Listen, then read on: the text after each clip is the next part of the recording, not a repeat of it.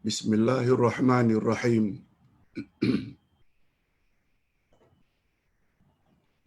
Alhamdulillah nahmaduhu wa nasta'inuhu wa nastaghfiruh wa na'udzu billahi min shururi anfusina wa min sayyiati a'malina. Man yahdihillahu fala mudilla lahu wa man yudlil fala hadiya lahu. Asyhadu an la ilaha illallah wahdahu la syarika lahu wa asyhadu anna Muhammadan abduhu wa rasuluh la nabiyya ba'dah.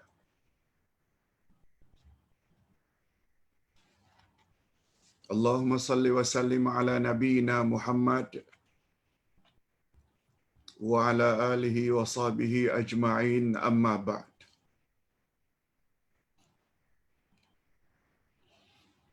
Hadirin dan hadirat serta para pemirsa yang saya hormati, Assalamualaikum warahmatullahi wabarakatuh.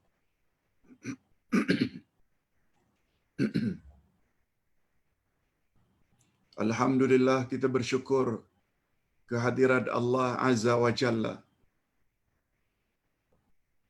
Berkat taufiknya kita dapat meneruskan lagi majlis ilmu kita pada hari ini tentang selok-belok agama Islam. Dan dalam minggu ini insya-Allah kita akan bahas topik-topik yang dianggap sangat penting dalam Islam. Hari Ahad yang lalu, hari Minggu, tentang akidah. Hari Isnin yang lalu, tentang tafsir surat Al-Fatihah. Semalam hari Selasa, kita membahas tentang ibadah salat, bermula dengan bab wuduk. Dan hari ini, tidak kurang pentingnya dan tidak salah kalau dikatakan paling penting subjek hari ini, yaitu Al-Asma'ul Husna, nama-nama Allah. Kita akan kaji hari ini tentang nama-nama Allah, Al-Asma'ul Husna, berdasarkan kitab yang Ustaz tulis, Mengenal Allah melalui Al-Asma'ul Husna.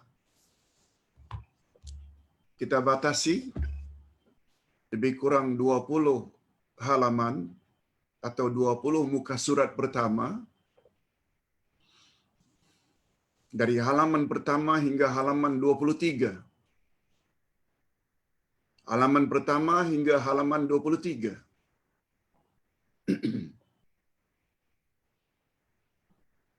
Yang kita sebut sebagai mengenal Allah dengan cara yang tepat. Mungkin ini memerlukan 3 siri sebelum kita masuki nama Allah yang pertama, yaitu Allah. Kita perlu buat mukaddimah ini paling kurang 3 kali. Yang kesemuanya dalam buku ini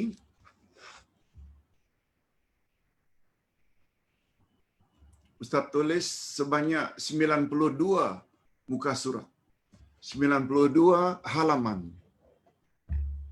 InsyaAllah 92 halaman itu kita akan bahas dalam 3 sesi atau 3 siri. Hari ini siri yang pertama dari halaman 1 hingga 23. Kita panggil dengan istilah mengenal Allah dengan cara yang betul. Hadirin dan hadirat rahimakumullah. Kita langsung saja kepada mukaddimah. Mukaddimah ini sangat penting dan mustahab. Kita baca sedikit. Ustaz tidak bercadang ingin membaca semua. Baca sedikit, Ustaz jelaskan. InsyaAllah dalam satu jam suku, kita akan bahas tentang topik ini. Mengenal Allah dengan cara yang betul. Mungkin ada yang tanya, ada tak setengah umat Islam mengenal Allah dengan cara yang tidak betul? Ada? Tak perlulah kita sebut pihak yang mana yang mustahak ikuti ceramah Ustaz siri demi siri, insya-Allah. Setelah 4-5 siri, kita akan faham macam mana cara mengenal Allah dengan cara yang tepat dan betul. Ingat hadirin dan hadirat, seseorang tidak mungkin dapat mengenal Allah kalau mereka sendiri tidak mengenal nama dan sifat Allah. Sekedar mengetahui Allah itu wujud, ada, tak cukup.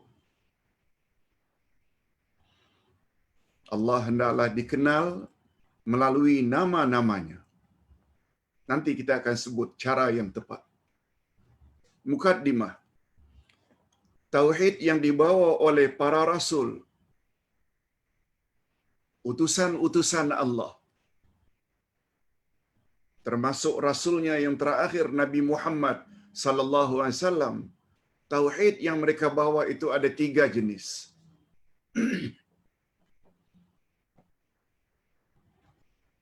Ustaz tahu ada orang yang tidak setuju membagi tauhid kepada 3. Tapi tolong dengar pencerahan ini.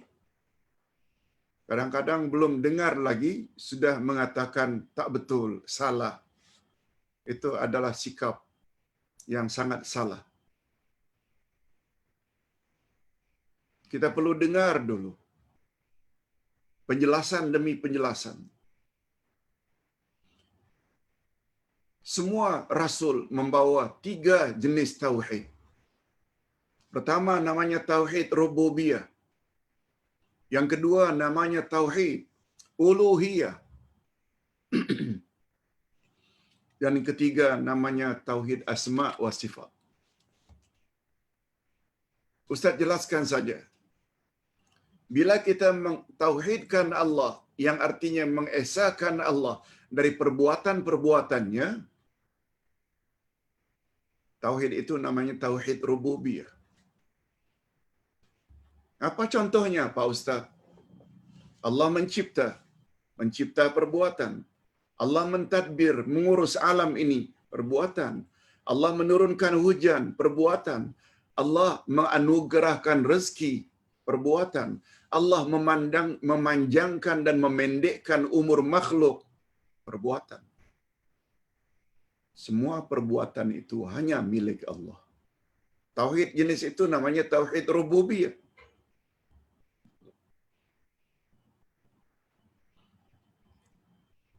Dua hari yang lalu kita dah jelaskan.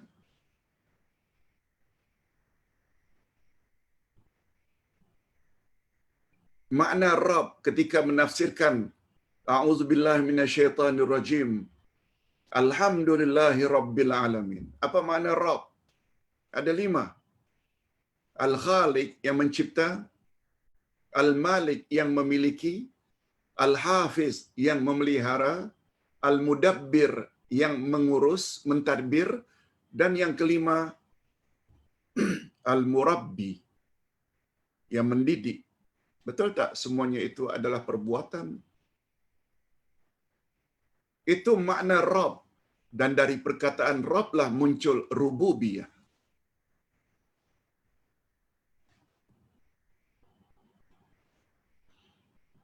Tapi jangan terlalu bangga dengan memiliki tauhid rububiyah. Sebab tauhid rububiyah orang kafir pun memiliki tauhid itu. Tanyalah orang kafir, siapa turunkan hujan? Siapa mentadbir alam ini? Semua jawab, tuan nala dengan slang mereka. Yang paling jelas dalam Al-Quran disebut oleh Allah, apabila engkau tanya, hai Muhammad, penyembah-penyembah berhala itu, mana khalaqas samawati wal ard? Siapa pencipta langit dan bumi? La yaqulunna Allah. Mereka penyembah berhala akan jawab Allah. Apa beza dengan mereka?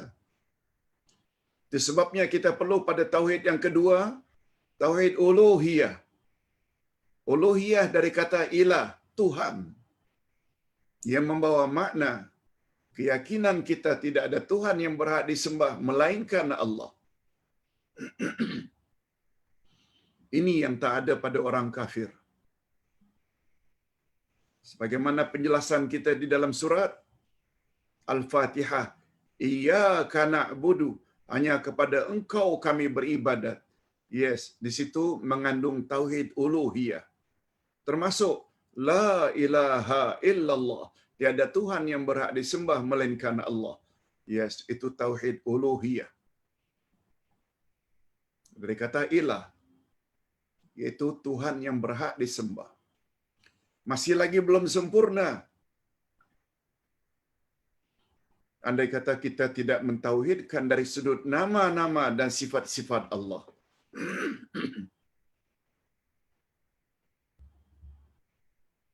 Allah Maha melihat, Allah Maha mengetahui, Allah Maha berkata-kata, Allah Maha berkuasa.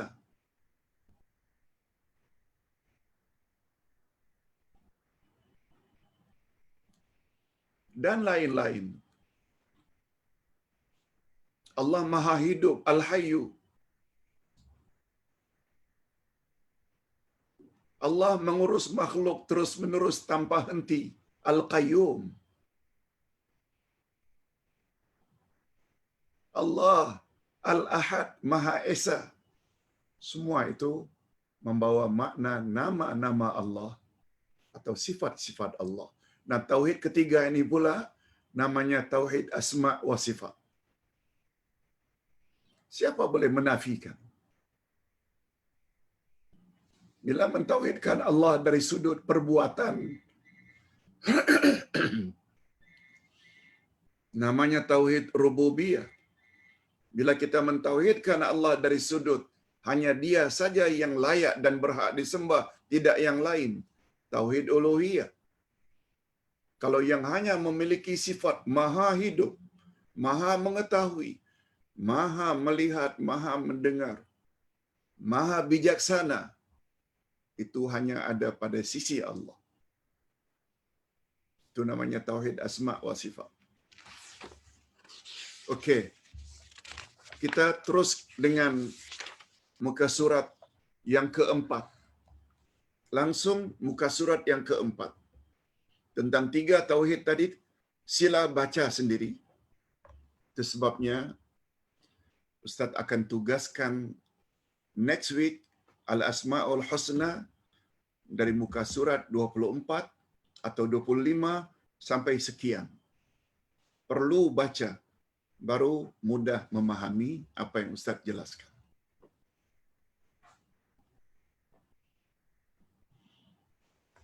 Halaman 4, dalil-dalil tentang Al-Asma'ul Husna. Apa dalil bahawa Allah itu memiliki nama-nama dan sifat-sifat? Ingat, Islam agama dalil, bukan agama ikut-ikutan atau taklid secara membuta tuli.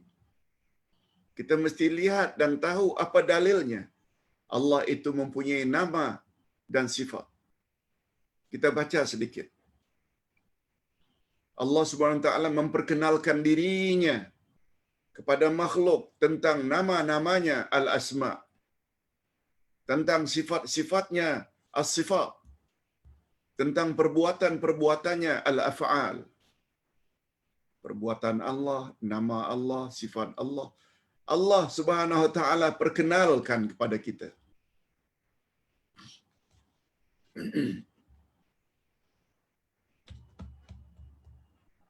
Nanti kita akan temui satu pandangan yang sangat bagus sebagai pegangan kita dalam mempelajari nama-nama dan sifat-sifat Allah. Ustaz sebut saja. Ada 3 prinsip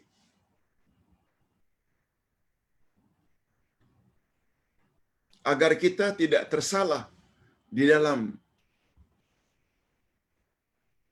mengetahui nama dan sifat Allah. Meyakini nama dan sifat Allah. Apa dia 3 prinsip itu? Pertama sekali, Allah Maha Ghaib. Betul tak? Allah Maha Ghaib. Dia ada, tapi kita tidak dapat lihat dia. Satu. Prinsip yang kedua, yang paling tahu tentang nama dan sifat Allah adalah Allah sendiri. Yang punya diri. Macam mana kita nak sifati dia? Dia kita tak nampak. Kita mampu mensifati sesuatu bila kita nampak sesuatu itu. Berapa panjangnya, berapa besarnya, apa colornya, itu bila kita nampak. Kalau tak nampak macam mana? Prinsip yang kedua, yang paling tahu tentang nama dan sifat Allah adalah Allah sendiri. Apa dia punya implikasi? Impaknya apa? Bila kita berkeyakinan Allah itu ghaib. Yang paling tahu tentang Allah adalah Allah. Implikasinya, segala sifat dan nama yang Allah sebut sendiri di dalam Al-Quran, yakini sajalah itu adalah nama dan sifat Allah. Sebagaimana yang Allah sebut. Kalau Allah kata dia Al-Hayyu, betul, dia Maha Hidup. Kalau Allah katakan dalam surat Al-Ikhlas, Al-Ahad, Allah itu Esa, yakini saja. Kalau Allah katakan dalam surat Al-Ikhlas, lam yalid walam yulad, dia tidak beranak dan tidak diperanakkan, yakini. Sebab dia sendiri yang sebut. Nah, yang ketiga, insan yang paling tahu tentang sifat dan nama Allah adalah Rasulullah. Apa sebab? Sebab Rasul walaupun manusia biasa, dia ada kelebihan yang tidak ada pada umatnya, iaitu terima wahyu. Allah boleh beritahu kepada Rasul beberapa perkara ghaib, termasuk nama dan sifatnya. Dengan memiliki 3 prinsip ini, insya-Allah kita tidak akan tersalah dalam memahami nama dan sifat-sifat Allah. Ini belum lagi kita baca ayat Al-Quran sebagai dalil yang Allah menyebut dia memiliki nama-namanya yang baik. Ini ayatnya. Al-A'raf ayat 180. Walillahil asma'ul husna fad'uhu biha wa dharul ladzina yulhiduna fi asma'i sayujzauna ma kanu ya'malun. Cuba dengar baik-baik. Ini Allah sendiri yang sebut. Hanya milik Allah al-asma'ul husna. Maka bermohonlah kepadanya dengan menyebut nama-namanya yang baik itu. Dan tinggalkanlah orang-orang yang menyimpang dari kebenaran dalam menyebut nama-namanya. Nanti mereka akan mendapat balasan terhadap apa yang telah mereka kerjakan itu. Sungguh banyak ayat Quran. Kita tambah satu lagi hadis Nabi. Muka surat 5. Yang di tengah. Qala Rasulullah sallallahu alaihi wasallam, "Inna lillahi tis'atan wa tis'ina isma, mi'atan illa wahidah. Man ahsaha dakhalal jannah. Rasulullah bersabda, sesungguhnya Allah mempunyai 99 nama. 100 kurang 1. Siapa yang memeliharanya, dia masuk syurga. Hadis sahih riwayat Imam Bukhari dan Imam Muslim. Cukuplah dua dalil ini, satu dari ayat Quran, satu dari hadis Nabi. Sebab kalau tak dimuatkan semua dalam Quran, terlalu banyak ayatnya, terlalu banyak muka surat halaman yang perlu diisi. Cukuplah dua dalil itu, satu dari ayat Quran, satu dari hadis sahih riwayat Bukhari dan Muslim. Allah menyebut bahwa dia memiliki nama yang baik yang dikenal dengan Al-Asma'ul Husna.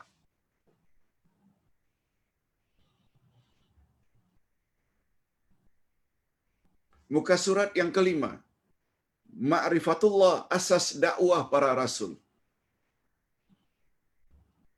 Nabi Muhammad sallallahu alaihi wasallam dan nabi-nabi sebelumnya, asas dakwah mereka mengajak umat agar beribadat pada Allah pertama-tama dengan memperkenalkan kepada umat nama dan sifat-sifat Allah. Macam mana nak menyembah Allah kalau kita tak kenal dia? Memang kita tak boleh nampak dia, tapi mengenal boleh. Nanti kita akan sebut cara betul mengenal Allah. Sebentar lagi kita akan sampai.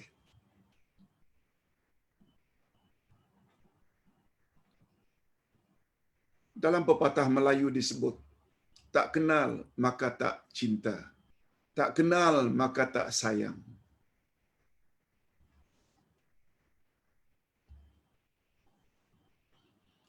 Para hadirin dan hadirat serta para pemirsa yang saya hormati,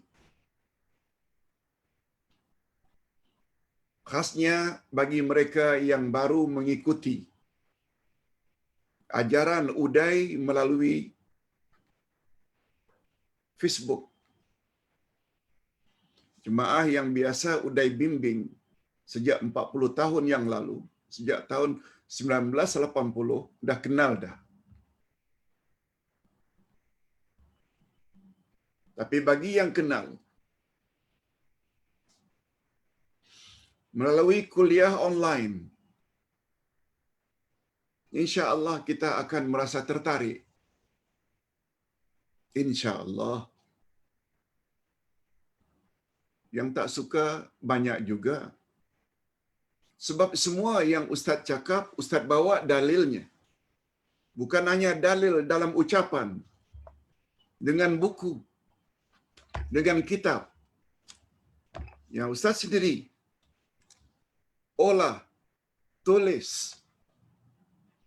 Banyak juga yang mengajar berkitab, tapi tulisan orang lain. Untuk menulis bukan mudah. Dia perlu kajian yang mendalam, baru tulis.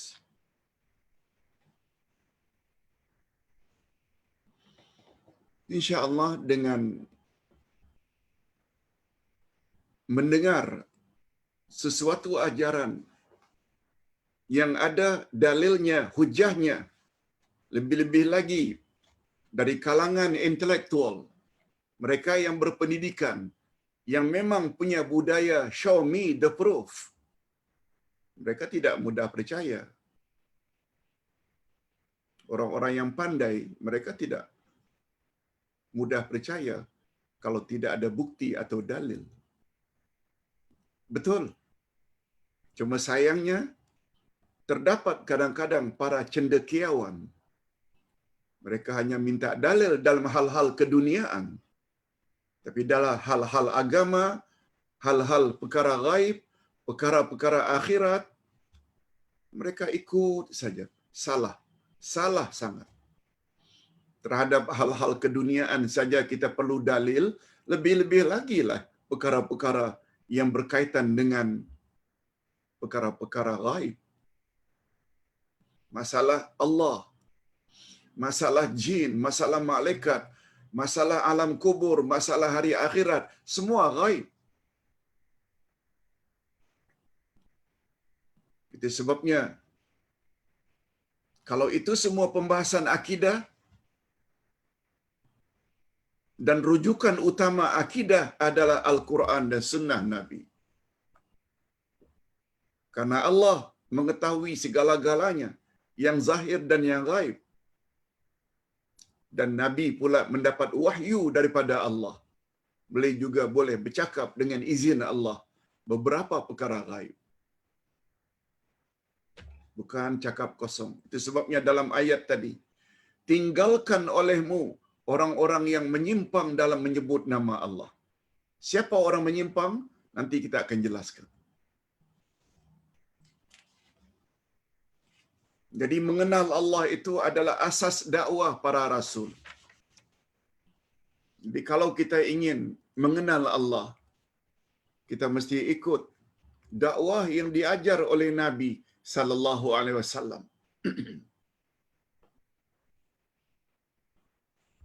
Hadirin dan hadirat, kita belajar Islam di Nusantara.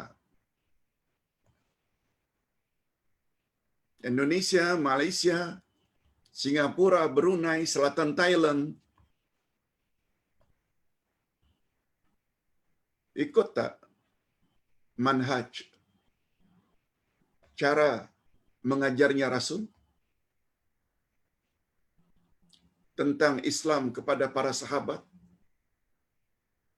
Minta maaf kalau Ustaz katakan, berdasarkan pengalaman 40 tahun di Nusantara, cara mengajar Islam di Nusantara tidak ikut cara Rasul.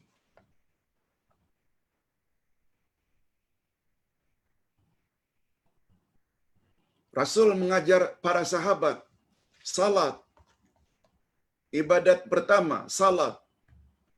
Setelah 12 tahun baginda menjadi Rasul melalui Isra' Mi'raj. Isra' Mi'raj berlaku setahun sebelum Nabi hijrah ke Madinah. Sedangkan Nabi berada 13 tahun di Mekah. 12 tahun pertama belum ada salat. Apalagi puasa, zakat, haji. Semuanya itu diwajibkan oleh Allah kepada Nabi agar disampaikan pada umat ketika baginda berada di Madinah. Ibadat pertama salat. 1 year before hijrah. Pertanyaan, apa Nabi buat 12 tahun pertama? Jawabnya, akidah. La ilaha illallah Muhammadur Rasulullah.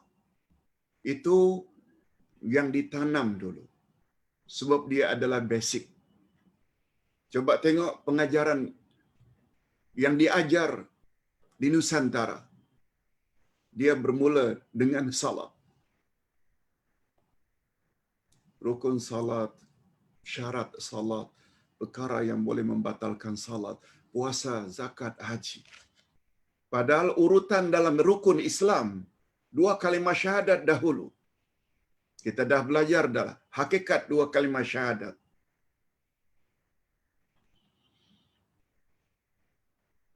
La ilaha illallah ada 2 rukun. La ilaha illallah ada 7 syarat. Baru sah. Muhammadur Rasulullah ada 4 rukun. Ada perkara-perkara yang boleh membatalkan la ilaha illallah. Ada perkara-perkara yang boleh membatalkan Muhammadur Rasulullah. Umat Islam Nusantara tidak banyak tahu. Bukan mereka tak mau tahu. Mereka tidak diajar. Sebab yang diajar lebih dahulu, rukun salat, syarat salat, perkara yang boleh membatalkan salat. Betul, itu juga penting. Tetapi karena akidah tidak didahulukan, berapa banyak pakcik makcik yang tidak pernah tinggal salat. Salat sunat ditambah lagi. Tak pernah tinggal puasa Ramadan. Puasa sunat juga dia buat. Tapi masih lagi buat syirik. Masih lagi menolak sunnah Nabi. Bila ditanya apa sebab? Tanyalah umat Islam Nusantara berapa rukun salat, berapa syarat salat, berapa perkara yang boleh membatalkan salat. Demikian juga salat, puasa, zakat, haji. Pada umumnya boleh jawab. Tapi bila ditanya, ada berapa rukun la ilaha illallah? Ada berapa rukun Muhammad Rasulullah? Ada berapa syarat la ilaha illallah? Ada berapa perkara yang boleh membatalkan la ilaha illallah? Ada berapa syarat atau ada berapa rukun dua kalimah syahadat? Pada umumnya kabur. Ustaz tidak salahkan mereka. Karena para guru agama tidak fokus itu dulu. Nah, sekarang terjawab. Cara kita belajar agama di Nusantara tidak ikut urutan ajaran Nabi Muhammad sallallahu alaihi wasallam yang mengawali 12 tahun pertama akidah dahulu. Kalau Nabi berdakwah selama 23 tahun, 13 di Mekah, 10 di Madinah. Betul tak? 12 tahun itu maknanya lebih daripada separuh dakwah Nabi adalah memantapkan akidah.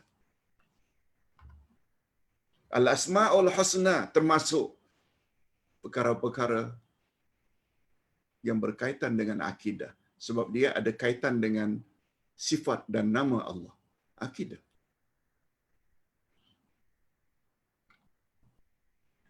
Tidak keterlaluan kalau Ustaz katakan, di Malaysia khasnya, Ustaz tak tahu di Indonesia, tidak banyak, barangkali tidak ada yang membuat buku setebal ini tentang Al-Asma'ul Husna. Kalau ada, kita jumpa di kedai-kedai umpamanya, paling banyak setebal ini, Al-Asma'ul Husna. Ditulis. Kandungannya pun kadang-kadang siapa baca Ya Latif, Ya Latif, Ya Latif sekian kali, nanti hatinya akan jadi lembut. Barang siapa yang membaca Ya Razak, Ya Razak, dia akan murah rezeki. Bukan itu cara mempelajari Al-Asma'ul Husna. Allah dah sebut, Allah memiliki Al-Asma'ul Husna. Siapa memeliharanya? Maaf, Allah memiliki Al-Asma'ul Husna. Oleh sebab itu, mohonlah kepada Allah dengan menyebut nama-nama itu. Allah memiliki 99 nama Allah. 100 kurang 1. Siapa yang memeliharanya, dia masuk syurga. Ada berapa makna memeliharanya? Ada 3. Nanti kita akan bahas. Okey. Ini lebih-lebih lagi muka surat 6. Muka surat 6. Coba lihat bahagian bawah. Awwaluddin ma'rifatullah. Lihat halaman 6 dari kitab ini. Awwaluddin ma'rifatullah. Kita selalu dengar ungkapan para ulama. Walaupun itu bukan hadis Nabi, bukan ayat Quran, tapi ungkapan itu sungguh tepat. Awwaluddin, awal-awal agama, ma'rifatullah, mengenal Allah. Itu sebabnya kata ulama tafsir, ketika menafsirkan illal ladzina amanu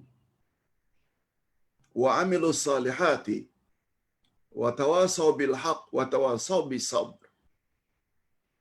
Dalam surat Wal Asri. Ustaz ulang. Dalam surat Wal Asri Allah menyebut Wal Asri, demi masa. Menunjukkan masa, jaga masa sangat penting. Kemudian apa kata Allah? Innal insana lafi khusrin. Sesungguhnya seluruh jenis manusia di dalam kerugian.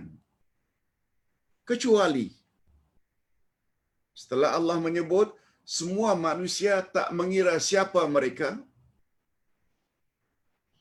Mereka presiden ke, mereka PM ke, mereka menteri ke, mereka guru ke, ustaz ke, mereka buruh kasar ke, mereka lelaki ke, mereka perempuan, itu makna. innal insan, seluruh jenis manusia dalam kerugian, kecuali mereka yang ada 4 sifat. Illal ladzina amanu, yang pertama yang ada iman, diikuti dengan wa amilus salihat, yang banyak beramal saleh, wa tawasaw bil haq, yang menyampaikan kebenaran, berpesan-pesan dengan kebenaran, yaitu berdakwah. Dan yang terakhir keempat, wa tawasaw bis sabri, dan mereka yang berpesan-pesan dengan penuh kesabaran. Kata ulama tafsir ketika menafsirkan syarat pertama untuk bebas dari kerugian, illal ladzina amanu, kata ulama tafsir, iman seseorang tidak akan sempurna bila tidak memiliki 3 knowledge. Iman seseorang tak akan sempurna untuk membebaskan dia daripada, atau syarat pertama untuk terlepas dari kerugian, iman tersebut tidak akan tercapai kecuali orang tersebut memiliki 3 ilmu, 3 pengenalan, 3 ma'rifah, 3 jenis knowledge. Knowledge pertama, ma'rifatullah. Mereka mesti tahu, mereka mesti kenal Allah. Yang kedua, ma'rifatun nabi. Mereka kenal Nabi, mesti kenal Nabi. Dan yang ketiga, ma'rifatud dinil islami. Ilmu tentang selok-belok agama Islam.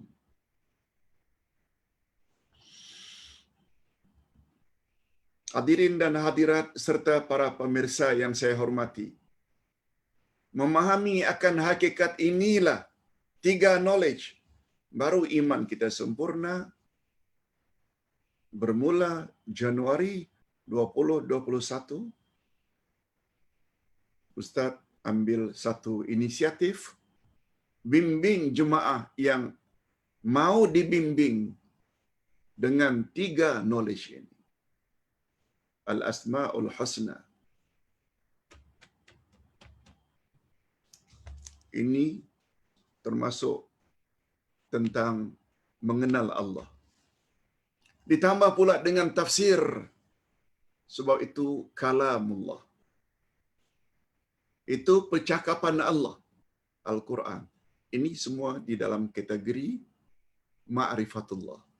Ada lagi subjek tentang hadis Nabi. Hadis Nabi itu ma'rifatun Nabi. Ada lagi subjek tentang salat, tentang menjawab yang tepat terhadap soalan kubur. Itu semua termasuk selok-belok agama. Jadi insya-Allah apabila kita ikuti setiap hari dalam seminggu, dia berkisar tentang 3 ilmu ini. Ma'rifatullah, mengenal Allah, mengenal Nabi, dan mengenal selok-belok agama Islam. Nah, sampai kita kepada bahagian yang paling utama, cara mengenal Allah. Macam mana cara kita mengenal Allah? Kalau Allah itu maha ghaib. Ingat hadirin dan hadirat, semua kita ingin jadi insan yang bertakwa pada Allah.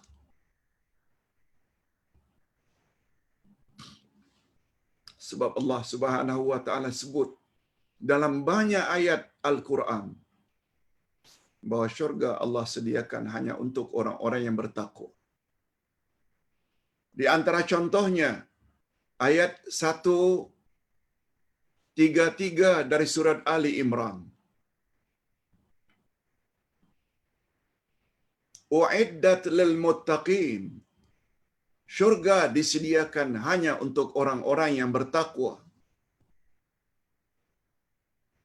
Allah tidak gunakan istilah untuk lil muslimin, lil muhsinin. Allah tidak gunakan istilah itu. Sebab bila disebut takwa, tercakup semuanya itu. iman, Islam, ihsan, namanya takwa. Dalam surat Maryam Allah menyebut setiap manusia akan meniti siratal mustaqim untuk menuju syurga. Di bawahnya api neraka. Apa kata Allah dalam ayat tersebut?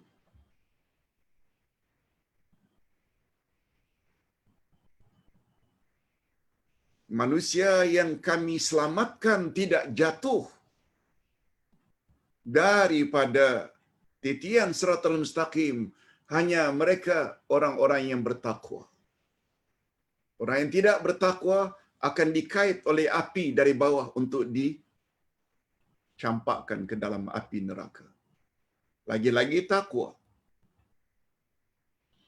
Nah sekarang timbul pertanyaan, apa ciri-ciri utama orang yang bertakwa?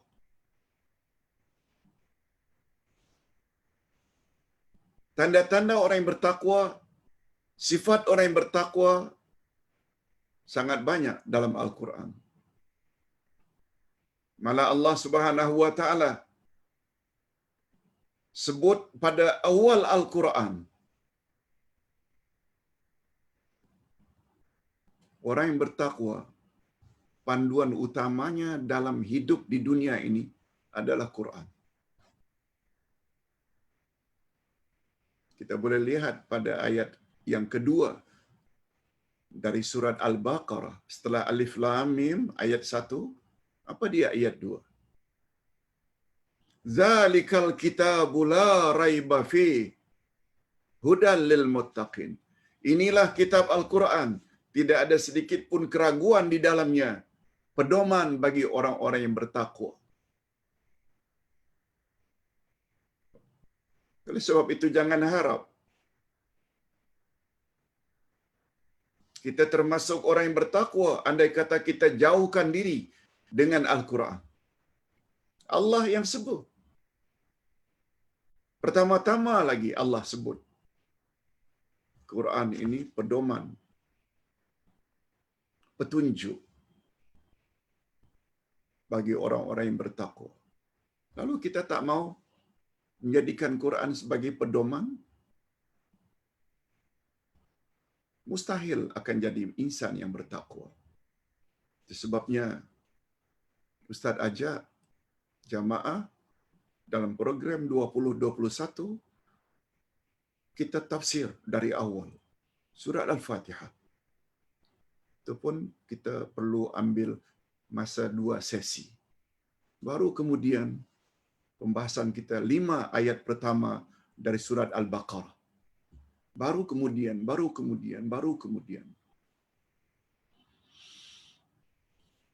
Dan mengingat yang menjadi student, follower Facebook ini banyak yang sudah lanjut usia.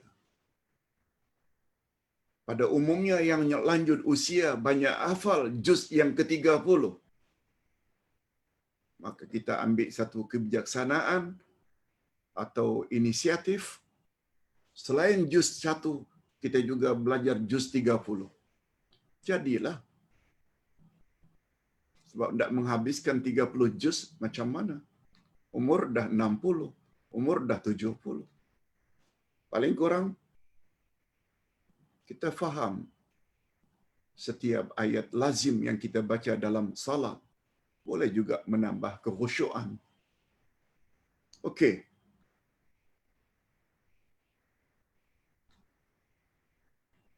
Hadirin dan hadirat rahimakumullah. Setelah menyebut hudal lil muttaqin, siapa muttaqin itu? Lalu Allah Subhanahu wa taala sendiri yang explain, yang menafsirkan siapa orang-orang yang bertakwa itu. Allah sebut 5 sifat utama mereka. Yang menariknya, yang uniknya, sifat pertama orang yang bertakwa, apa dia? Alladzina yu'minuna bil ghaib.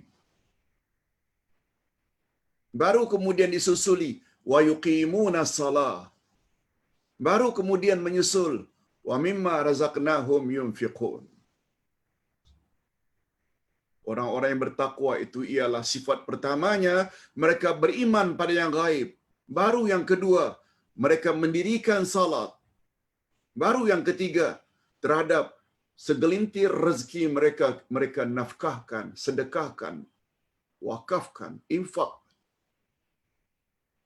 Yang menarik ini, dari tiga sifat pertama orang bertakwa disebut oleh Allah dalam Al-Quran, iman pada yang gaib dulu. Ini memberi isyarat akidah dahulu. Mendirikan salat, ini bab ibadat, menjalin hubungan baik dengan Allah. Infak, sedekah, ini menjalin hubungan baik insan dengan sesama insan. Cukuplah itu dalil atau bukti mengenal yang maha gaib ini adalah perkara pertama. Itu sebabnya muncul istilah awwaluddin ma'rifatullah. Awal-awal agama mengenal Allah. Cukuplah itu sebagai dalil akan kebenaran apa yang Ustaz sampaikan. Tidak disebut dalam ayat itu salat dulu. Tidak disebut dalam ayat itu menafkahkan harta. Nah, yang disebut oleh Allah ciri-ciri orang yang bertakwa, alladzina yu'minuna bil ghaib. Mereka mengetahui, mereka beriman pada yang gaib. Yang gaib banyak. Dan yang paling utama menurut keyakinan kita, yang maha gaib adalah Allah. Allah kita perlu kenali. Belum lagi kalau kita hubung kaitkan dengan matlamat kita dicipta oleh Allah adalah untuk beribadat kepadanya. Agar taat kepadanya. Macam mana tak taat pada Allah kalau Allah itu sendiri kita tak kenal? Okey.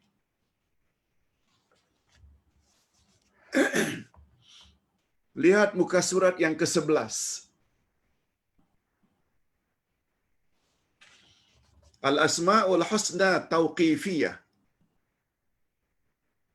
Al-Asma'ul Husna Tauqifiyah. Apa makna Tauqifiyah, Pak Ustaz? Tauqifiyah diambil dari kata waqaf.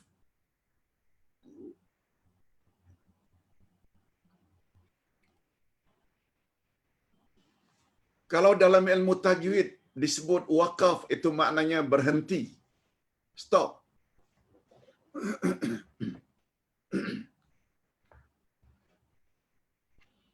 Kalau barangan itu namanya barang wakaf, maknanya terhenti, tidak boleh pindah milik.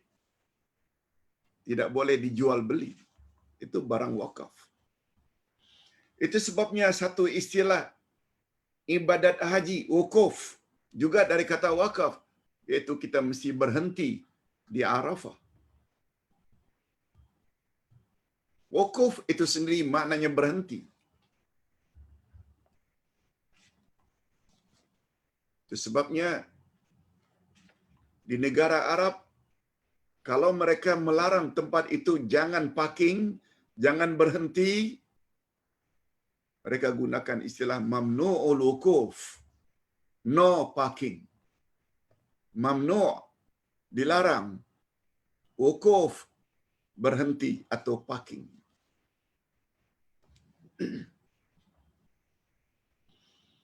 Lalu apa makna tauqifiyah, Ustaz? Kalau dia diambil dari kata waqaf berhenti? Jawabnya, Al-Asma'ul Husna Tauqifiyah, nama-nama Allah terhenti dengan apa yang Allah kata dan apa yang Rasul kata sahaja. Tadi Ustaz dah sebut. Yang paling tahu tentang nama dan sifat Allah adalah Allah. Yang paling tahu dari kalangan insan nama dan sifat Allah adalah Rasul, karena baginda terima wahyu. Itu saja. Faktor akal tak boleh tadakhul.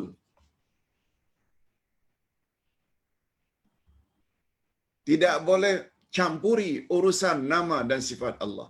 Akal tidak boleh campur. Tak boleh campur tangan. Kalau dikira umpamanya bagus saja istilah itu, lalu Allah dipanggil dengan nama tersebut, tak boleh. Dengan kata lain, rujukan nama dan sifat Allah dua sahaja. Apa dia dua itu? Sama Allah, Allah yang kata, sama ada Allah yang kata, sama ada Rasul yang kata. Dengan kata lain, apa kata Allah tentu ada dalam Quran. Apa kata Rasul tentu ada dalam hadis. Itu sebabnya awal-awal tadi kita dah sebut. Dalil tentang Al-Asma'ul Husna, satu ayat Quran, kita bawa ayat 180 Al-A'raf, satu hadis Nabi, riwayat Bukhari dan Muslim. Sesungguhnya Allah memiliki 99 nama, 100 kurang 1. Siapa yang memeliharanya, dia layak masuk syurga. Dan hadis ini memberi isyarat kelayakan seseorang masuk syurga erat hubungannya sama ada dia kenal Allah atau tak kenal Allah. Sama ada dia tahu Al-Asma'ul Husna atau tak tahu Al-Asma'ul Husna. Mengenal Allah dengan cara yang tepat adalah syarat utama untuk melayakkan seseorang masuk syurga.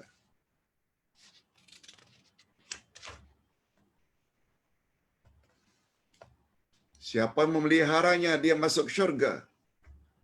Memeliharanya bukan dilagu-lagukan Al-Asma'ul Husna. Nah, nanti kita akan bahas satu demi satu. Apa maknanya? Apa makna berdoa dengan Al-Asma'ul Husna? Itu biar pembahasan pada minggu hadapan insya-Allah. Hadirin dan hadirat rahimakumullah. Ini yang dimaksudkan Al-Asma'ul Husna itu tauqifiyah. Terhenti macam mana? Sebagaimana yang Allah sebut dan sebagaimana yang Rasul sebut.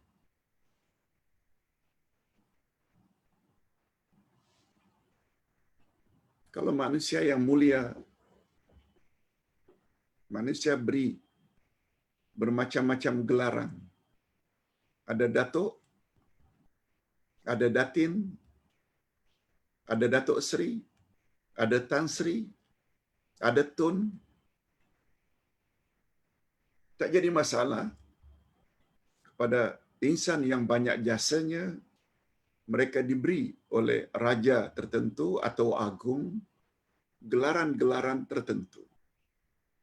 Tapi untuk Allah, tak boleh.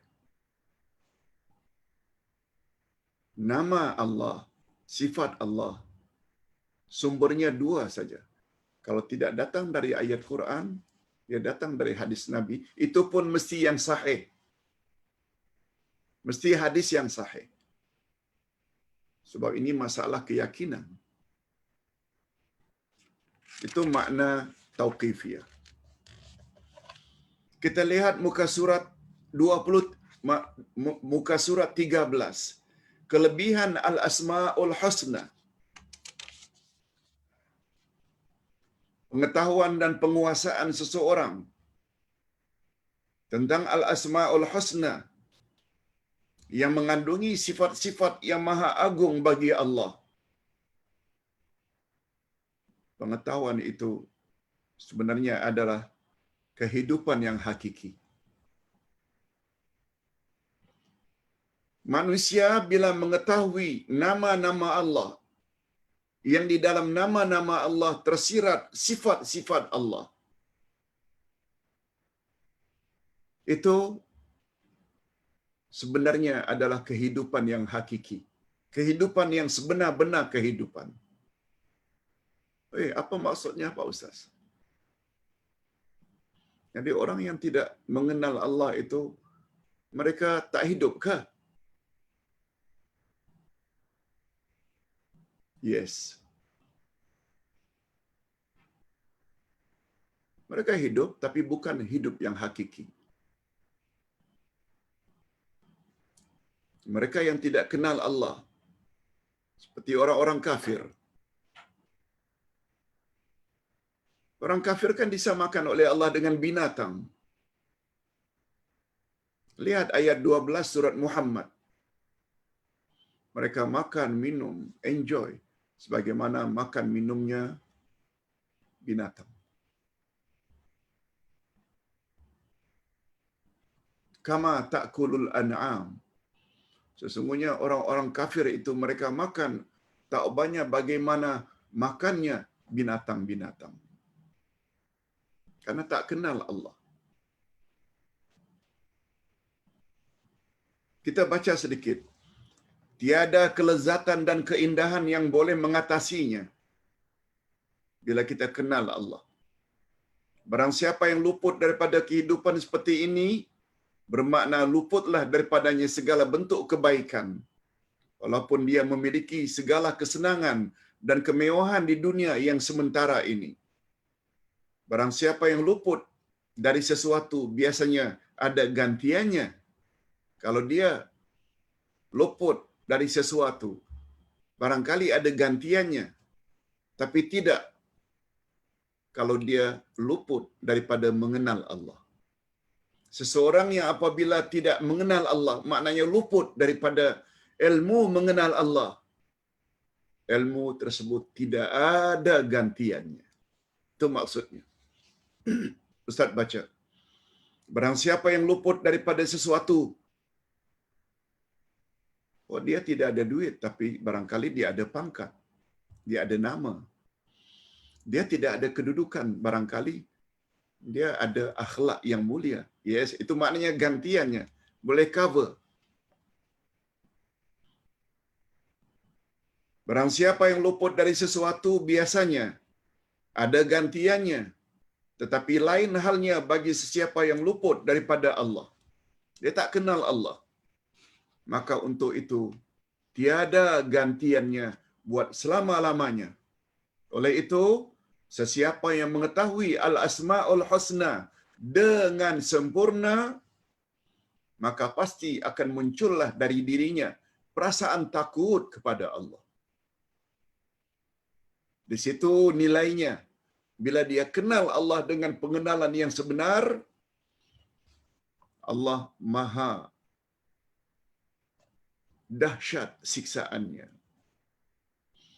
Allah maha berkuasa, boleh matikan kita anytime. Allah boleh hancurkan kita kalau dia berkehendak. Akhirnya timbul rasa takut. Dari mana rasa takut itu muncul? Karena kita kenal dia. Sebabnya jangan hanya kenal Allah itu maha pengasih, maha penyayang, maha mendengar, maha melihat. Tapi kita juga perlu tahu yang Allah itu sangat keras siksaannya. Allah gambarkan neraka itu kepanasannya 70 kali ganda kepanasan yang ada di muka bumi. Kalau kita kena puntung rokok saja menjerit, kalau kita kena percikan minyak yang kita goreng menjerit, itu 70 ganda dari kepanasan itu api neraka. Tak takut ke? Yes. Itu maksudnya.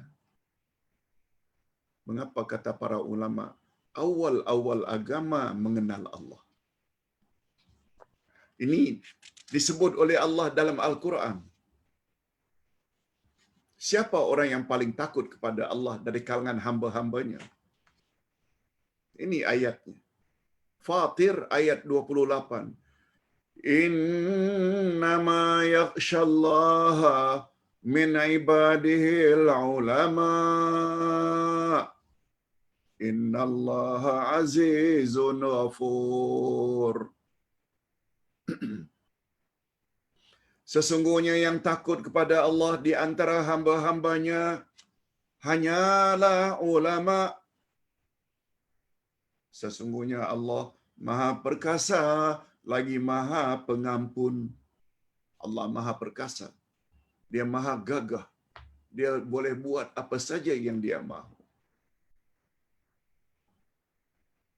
Lalu Allah sebut dalam ayat ini, hanya saja bila kita faham bahasa Arab, innama itu dipanggil dengan adat lil hasr, untuk menyatakan hanya saja, tidak yang lain. Yang takut kepada Allah hanya para ulama. Apa makna ulama? Ulama adalah plural daripada alim. Alim itu singular. Satu orang yang mengetahui namanya alim. Ulama itu jamaknya. Yang dimaksud dengan ulama dalam ayat ini adalah orang-orang yang mengetahui kebesaran dan kekuasaan Allah.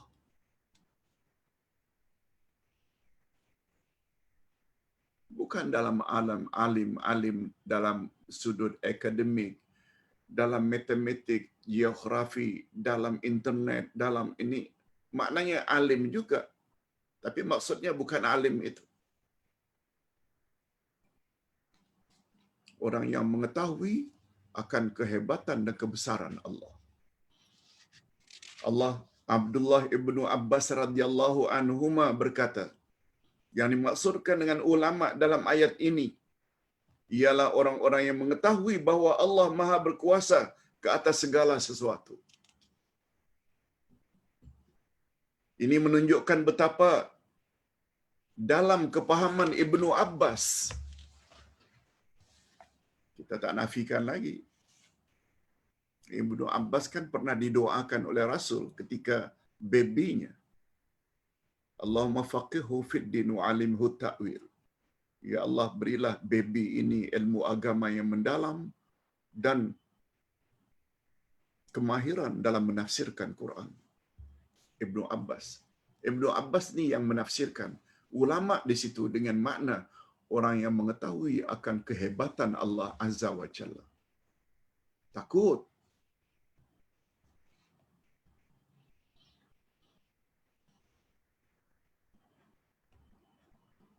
Kata beliau, orang yang takut kepada Allah adalah para ulama. Rasulullah sallallahu alaihi wasallam telah menyampaikan berita gembira kepada umatnya. Apa kata Nabi? Bahawa sesiapa dari kalangan mereka yang memelihara ihsa 99 nama dari nama-nama Allah, maka bagi mereka syurga dengan segala macam kenikmatan di dalamnya. Allahumma ja'alna minhum.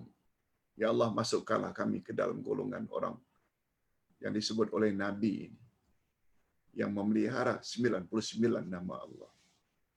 Atas dasar itulah para ulama dan cendekiawan Islam berlomba-lomba dan bersungguh-sungguh pada setiap zaman dan tempat untuk memelihara atau ihsa nama-nama tersebut, dengan harapan kiranya mereka termasuk ke dalam golongan yang layak mendapat derajat yang tinggi di sisi Allah yang Maha Tinggi.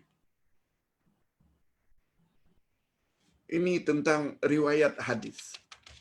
Hadirin dan hadirat, untuk pengetahuan, hadis tentang Al-Asma' Al-Husna ini ada berbagai. Ada yang sahih, ada yang daif. Ustaz kira bukan di sini tempatnya Ustaz nak bahas. Sila baca muka surat 14, 15, 16, 17, 18, 19.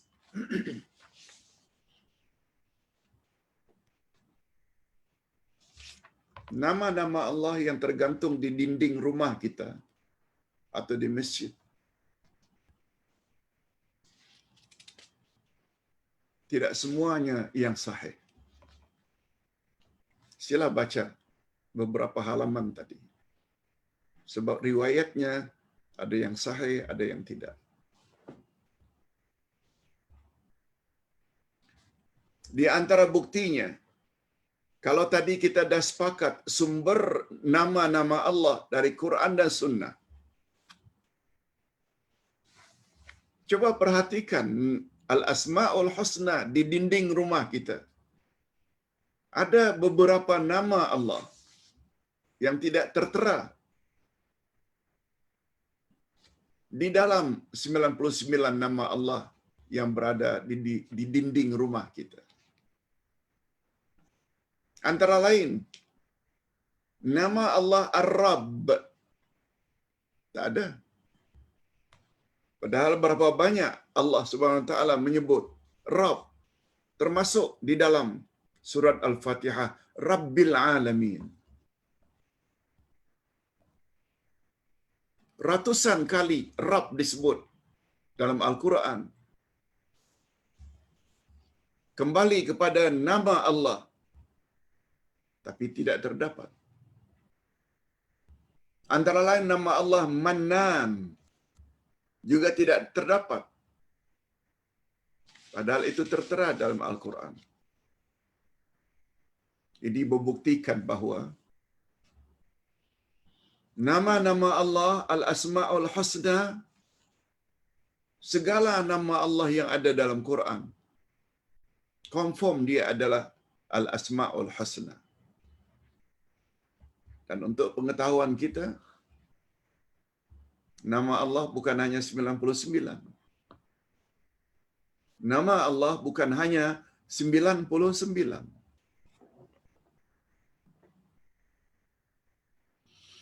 Nama Allah Subhanahu wa taala lebih daripada 99.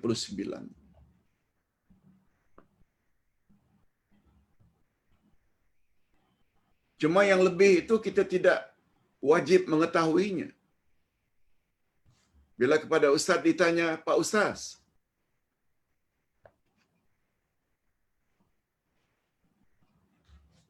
apakah dalilnya Ustaz mengatakan nama Allah itu lebih 99?"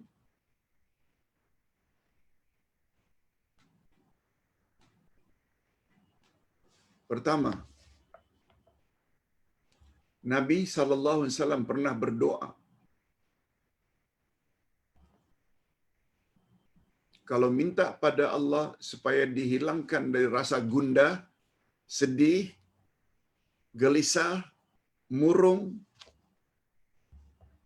Nabi ajar satu doa. Yang doa itu lebih kurang maknanya seperti ini.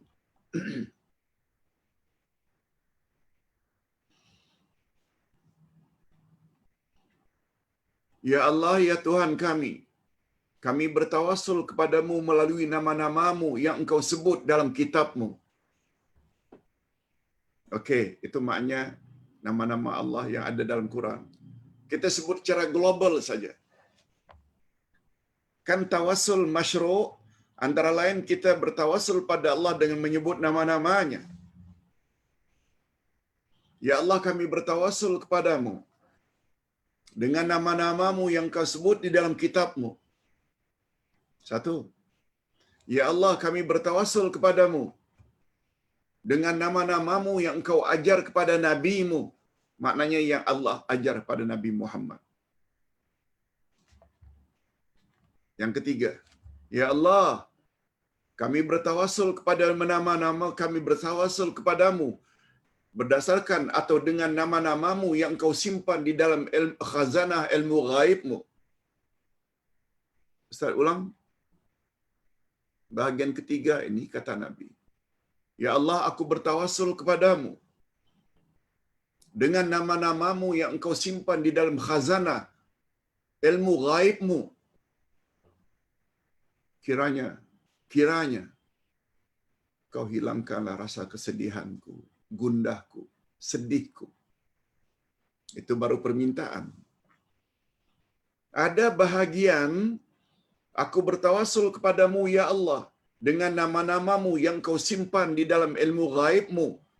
Nah, itu kata ulama hadis, ulama akidah menunjukkan bahawa ada lagi nama-nama Allah yang Allah tidak beritahu pada kita. Atas dasar itu kata ulama akidah, Al-Asma'ul Husna bukan setakat 99. Disebut 99 itu dia adalah jadi syarat untuk masuk syurga. Coba dengar baik-baik. Allah memiliki 99 nama.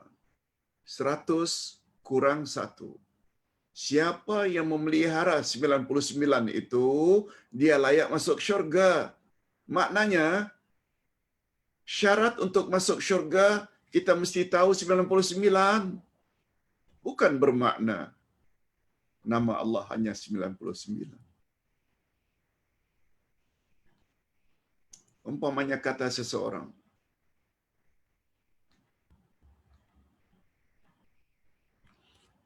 A telah memperuntukkan untuk membantu mangsa banjir sebanyak RM500.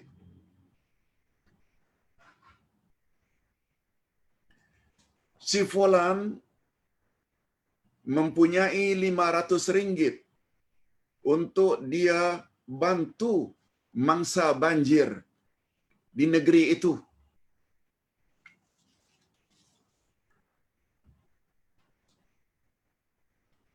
Apakah si fulan itu memiliki duit hanya 500? Tidak. Barangkali di dalam akaunnya ada 5.000, barangkali 5 juta. 500 disebut di situ, dia peruntukkan untuk membantu mangsa banjir. Macam itulah lebih kurang. Sesungguhnya Allah memiliki 99 nama, 100 kurang 1. Siapa memeliharanya dalam bilangan tersebut, dia layak masuk syurga. Bukan bermakna nama Allah hanya 99. Yes, begitu cara pengambilan dalilnya.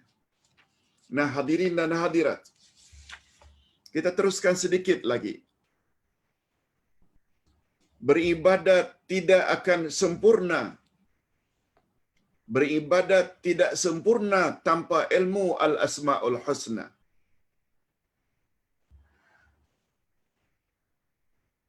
Kita beribadat pada Allah, lalu kita tak kenal Allah, ibadat kita tak akan sempurna. Itu sebabnya ada topik beribadat tentu saja kepada Allah tidak akan sempurna tanpa ilmu mengenal Allah. Beriman kepada nama-nama Allah dan sifat-sifatnya termasuk ke dalam salah satu rukun daripada rukun-rukun iman kepada Allah, yaitu beriman akan kewujudan Allah, beriman akan rububiyah Allah, beriman akan uluhiyah Allah, dan beriman akan asma' wa sifatnya Allah. Mentauhidkan nama-nama Allah dan sifat-sifat Allah termasuk ke dalam salah satu daripada 3 jenis tauhid kita dah sebut tadi. Bila kita mentauhidkan Allah dari sudut perbuatan-perbuatannya, maka tauhid itu dipanggil tauhid rububiyah. Kalau kita beribadat kepada Allah, hanya kepada Allah, tidak kepada yang lain, itu namanya tauhid uluhiyah. Atau nama lainnya tauhid ibadat. Kalau kita mentauhidkan Allah dari sudut nama-nama dan sifat-sifatnya, maka tauhid itu dipanggil tauhid asma' wa sifat. Kedudukan tauhid asma' wa sifat dalam Islam sangat tinggi, sangat agung, dan sangat penting. Seseorang tidak mungkin dapat beribadat kepada Allah dengan sempurna sehingga dia benar-benar mengetahui nama-nama Allah dan sifat-sifat Allah. Sebab hanya dengan demikian barulah dia mampu beribadat pada Allah ala basirah. Ala basirah maknanya dengan ilmu pengetahuannya yang mantap.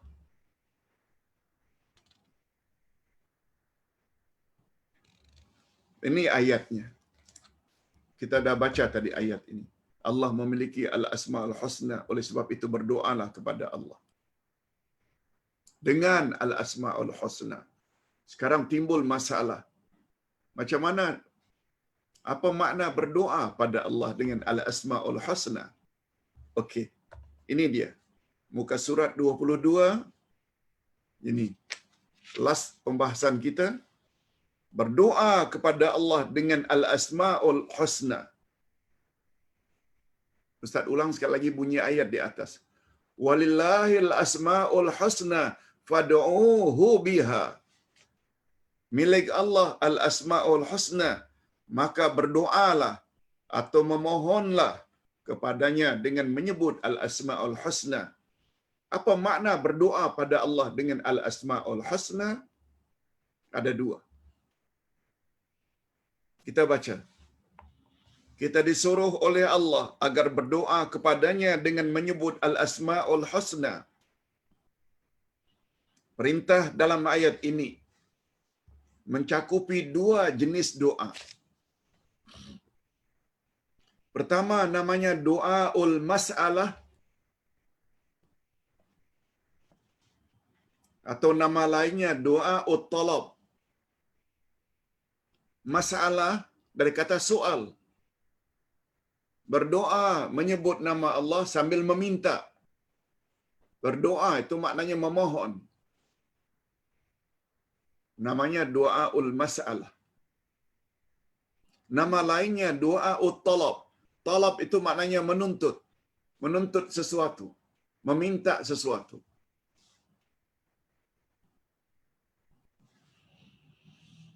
Yang kedua, ini yang banyak di antara kita yang tidak biasa dengar. Yaitu doaul ibadah. Doaul ibadah. Doaul masalah senang. Contohnya, Ya Ghafur, ighfirli. Wahai Allah yang maha pengampun, ampunkanlah dosa-dosaku. Ya Razak, Ya Razak, urzuqni. Wahai Allah yang maha melimpahkan rezeki, limpahkanlah rezekimu kepadaku. Ya Hafiz, wahai Allah yang maha memelihara, ihfazni, peliharalah aku. Ya Latif, Ya Latif, wahai yang maha lembut, maha lemah lembut, ultufni, lembutkanlah hatiku. Jadi bila nama Allah kita sebut sesuai dengan apa yang kita minta, itu namanya doaul masalah. Nah sekarang kita fokus kepada doaul ibadah. Ini baru memahami, ini baru kita tambah faham ibadat seseorang tidak akan sempurna kalau dia tidak kenal Allah. Bahagian ini akan menjelaskan. Doaul ibadah, coba lihat muka surat 23, ini bahagian akhir untuk pagi ini. Bahagian ini mustahak. Maksud doa jenis ini ialah kita beribadat kepada Allah sesuai dengan tuntutan setiap nama-nama Allah. Rupanya setiap nama Allah menuntut kepada kita. Ustaz buat contoh mudah dulu. Ya Sami'. Apa makna Ya Sami'? Wahai Allah yang maha mendengar. Kalau kita dah yakin Allah maha mendengar, bukan saja yang kita ucap, malah yang terdetik di dalam hati kita pun mengata tentang seseorang, Allah tahu. Bila kita faham Allah maha mendengar, bila kita ucap perlahan macam mana pun dia tetap dengar, kita tidak akan jadi pengumpat. Kita tidak akan jadi pembohong. Kita tidak akan jadi orang yang suka memfitnah.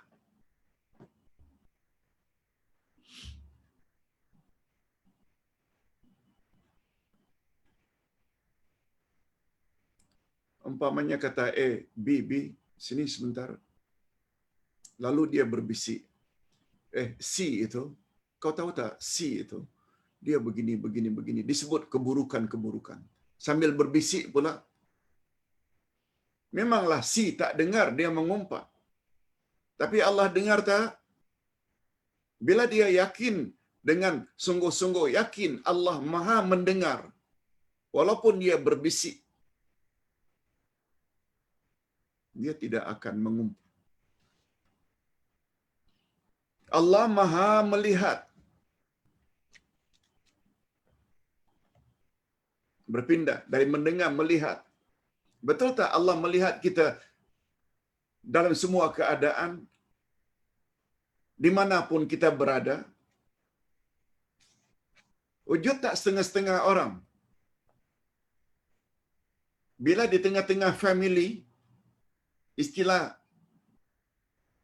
orang-orang kita, baiknya itu,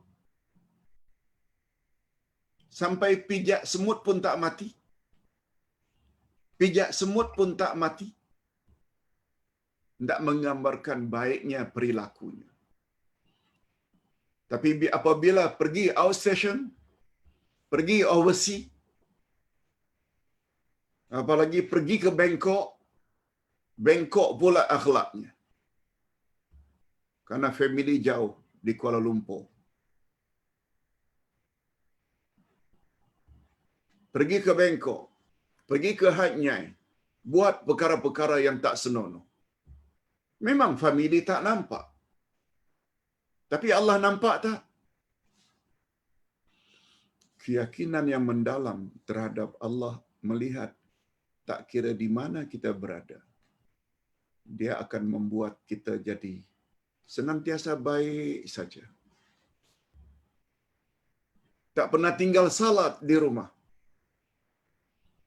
Kalau bepergian overseas atau outstation, dia tetap salat walaupun di atas kapal terbang. Dia tetap salat.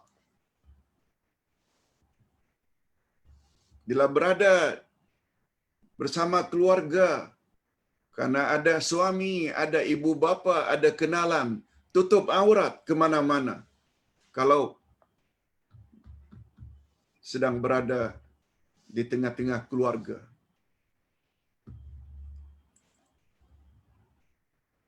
Tapi bila dah sampai ke Tokyo, dah macam orang Tokyo.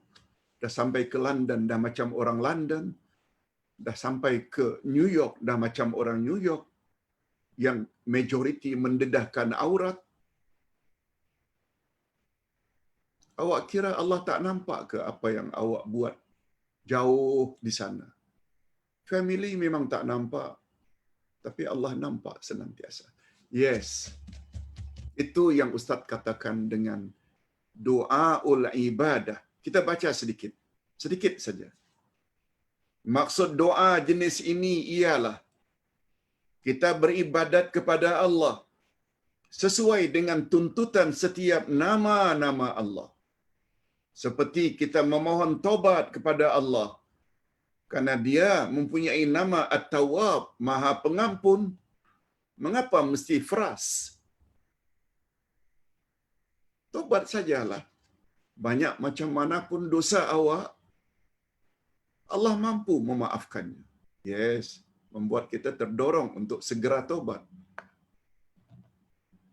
Kita berzikir dengan lidah, karena Dia mempunyai nama As-Sami, Dia Maha mendengar.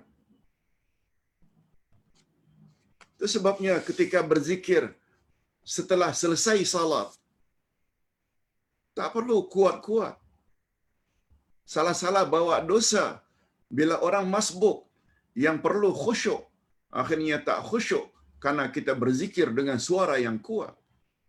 Apalagi Nabi bersabda, afdalu zikri al-khafi. Sebaik-baik zikir perlahan-perlahan. Allah dengar. Subhanallah, subhanallah, subhanallah, subhanallah. Allah dengar. Dan itulah zikir yang terbaik.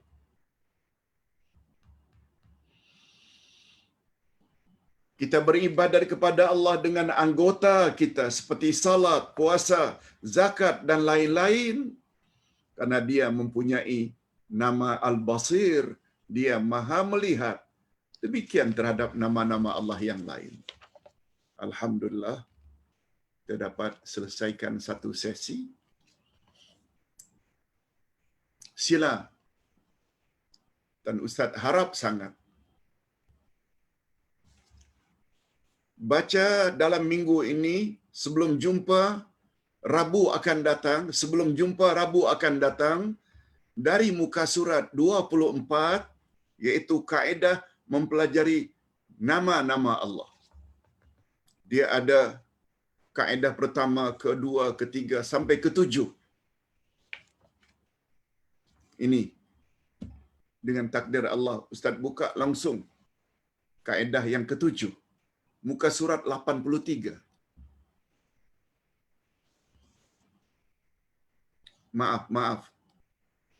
Itu kaedah tentang sifat-sifat Allah.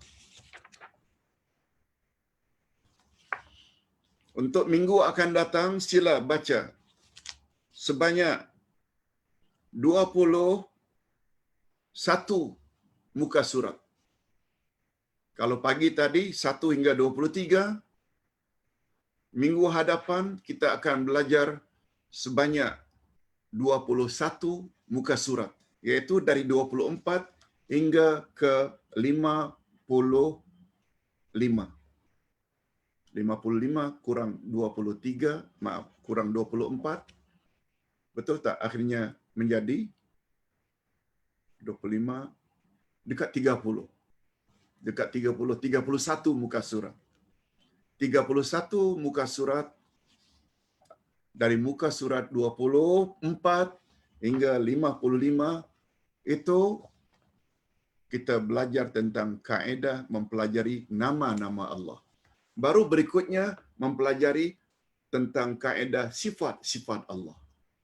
Nama lain, sifat lain. Baik, hadirin dan hadirat, berikutnya kita akan lihat kalau ada soalan yang akan kita jawab semampu yang boleh, insya-Allah. Hadirin